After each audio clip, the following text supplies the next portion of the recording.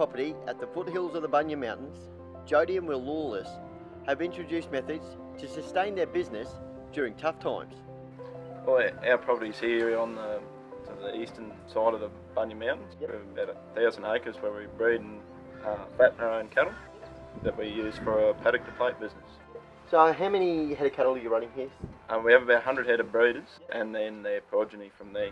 Yep. They are mainly a shorthorn herd. There's a few other little pieces in there, but we're trying to breed more shorthorn into them all the time. And why the shorthorn? We find it for what we're doing, it's a very good breed. They fatten quickly and they put a good marbling through their meat, good flavour, good temperament. Yeah, right. The kids, they're great for the kids to be able to work with. Henry does a lot of the work in the yards with us, and that's a really big component of what we do, is being able to do it all as a family. So that's particularly why we've selected the shorthorn breed. And also shorthorn have won a few carcass competitions at the exhibition over the last few years. 3 or 4 years. Yeah.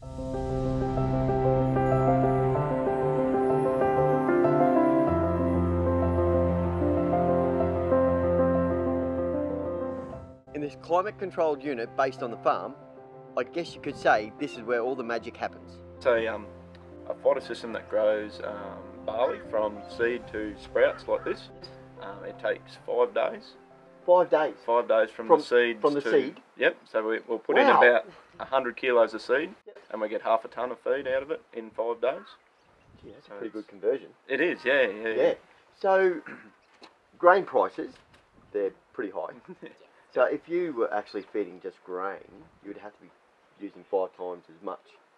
Virtually, really? Yeah, that's right. So, and nutritionally, is it a better system? It is, yeah. There's high nutrition in it.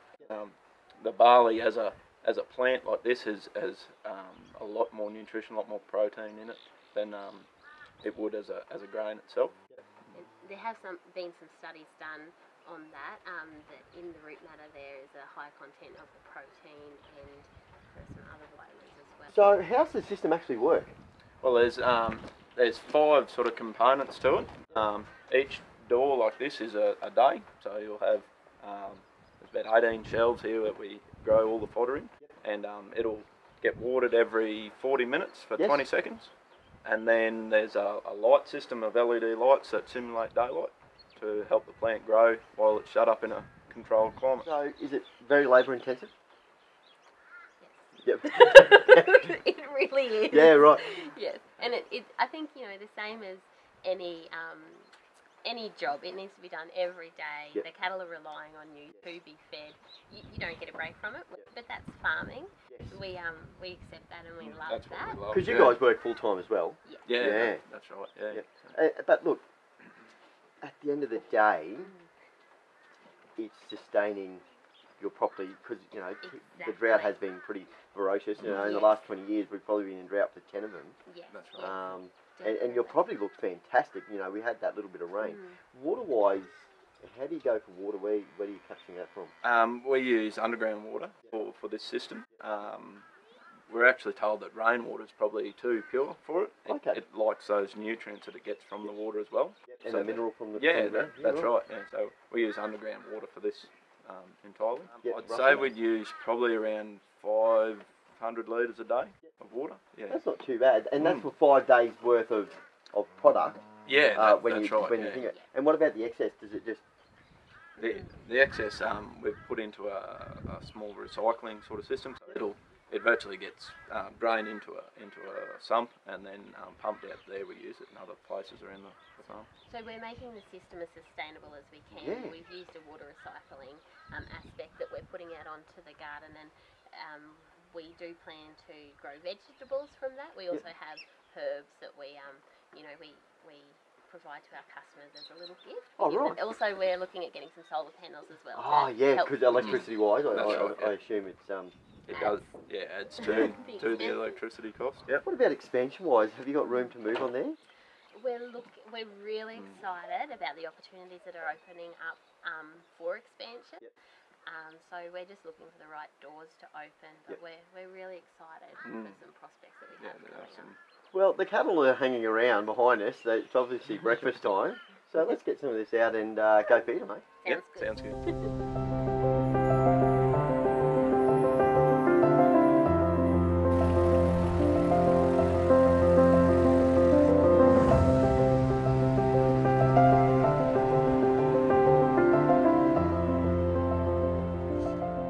So what we're doing here, we hand feed these cattle each day. So we'll just cut these up into just more manageable pieces for them, and then we just throw them out in the ground, spread it out on the grass for them, and they just help themselves.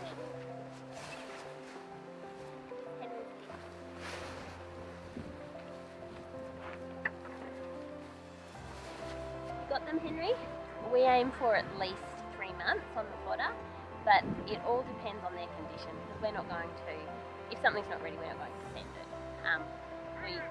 We really just want to ensure that we're delivering a high quality product for the customer, because for us it's all about eating quality and eating experience. So, yeah.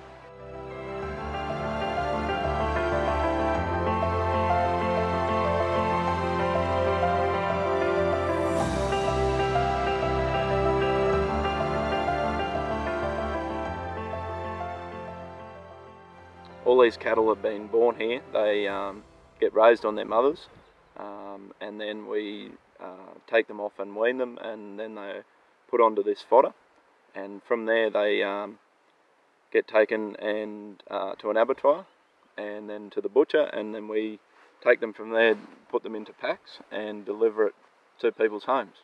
No, it's probably I think it's about 60 odd k's down to Jimble where we go. I think the food miles that we're really conscious about the food miles that we rack up. So we really and cattle welfare are really important points for us. So the whole experience that the cattle have from birth to end product is really just calm along the whole way. We interact with the cattle daily.